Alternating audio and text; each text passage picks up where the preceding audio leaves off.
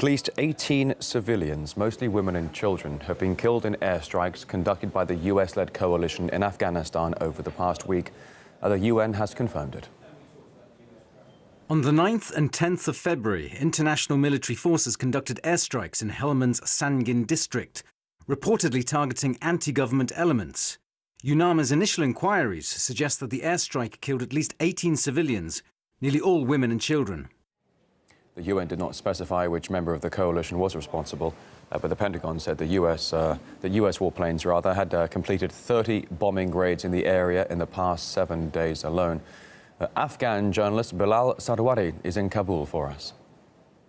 What we have seen in the province of Helmand and Sangin district just in the last 3-4 days, at least 4 families have lost all of or most of their family members. What this tells you that unfortunately for the people of Afghanistan, there will be more such incidents because air power is seen as crucial to defeating or putting the Taliban back. What we do know for sure that the Taliban had taken positions inside a residential area from where they were firing. And you just have to feel sorry for the people who are defenseless. They can't tell the Taliban to get out of their areas. They can't say the same to the Afghan National Security Forces or international forces.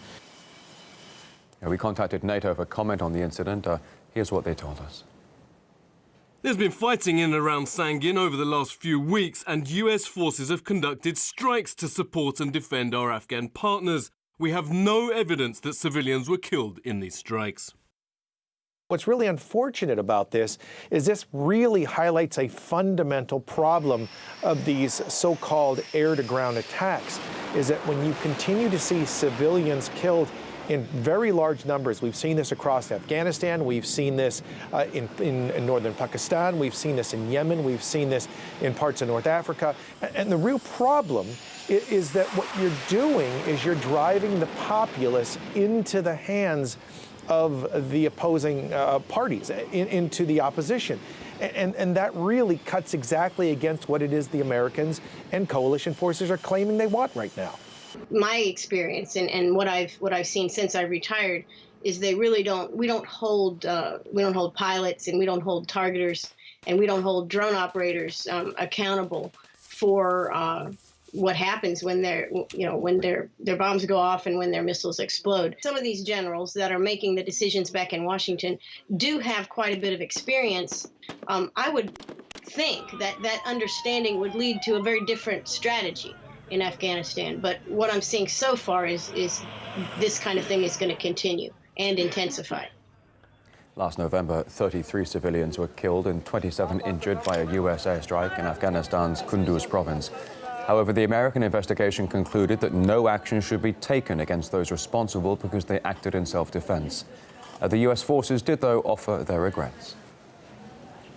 We, of course, regret the loss of life. Certainly, we take that seriously, and we'll continue to look at that. This is something that the United States takes quite seriously. We obviously regret any unintentional loss of life or injury resulting from coalition airstrikes. Soldiers investigate other soldiers, and usually they give the benefit of the doubt to soldiers in combat. I'm sure these civilians probably weren't killed intentionally. However, there can be gross negligence or something. And in certain cases, in certain rare cases, they are killed on purpose because the troops get frustrated or whatever. But usually with,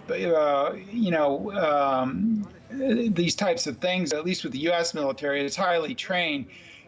Sometimes they're negligent, sometimes they don't follow the rules of engagement. There can be all sorts of ways to blame somebody. But of course, when you have soldiers investigating other soldiers, just as lawyers investigating other lawyers, doctors investigating other doctors, usually the punishment is not that great.